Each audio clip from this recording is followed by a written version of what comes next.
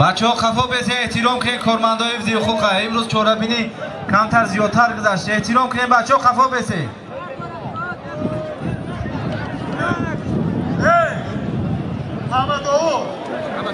محمدو دیگه که نیست فیروز همین جمعه خان اینایه تیمور مالک دوست قریب اولی گوشتی دامیا شیشت یک بار مالی بیچاره دیگه ایزو کشید مقصد گوشتی همین جمعه خان اینایه تیمور مالک با شبک عارفان فیض آباد سالی میار شبکه فیروز جان یک چاینیک برقی، یک چنگکشک، یک میکروالنوفکا. دوارشون الله اکبر دوارشون فدراسیا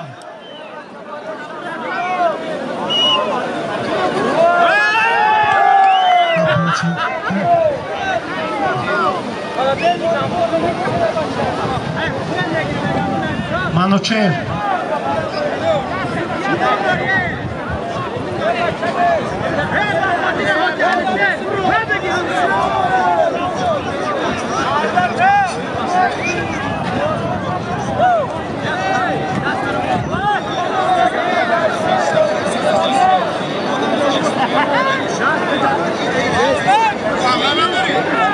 همراه نداری؟ ایجابی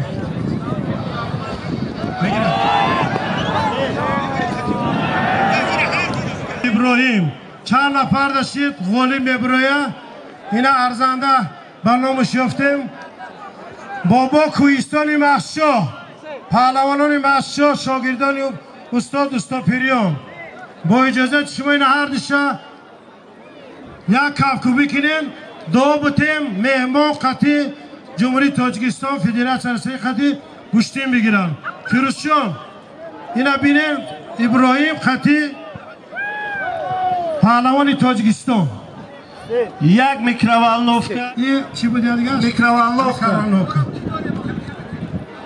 یکان چیز دیگه مهمان چند کس چیز دسته؟ یک نباری کاری کلون. شاید این نبار ساگلاسنی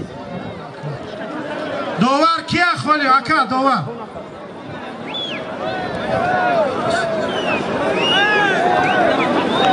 مهمان ها خوش آمده یه دیگه مهمان از جمهوری ازبکستان دیار پهلوان چند تا غلبه داره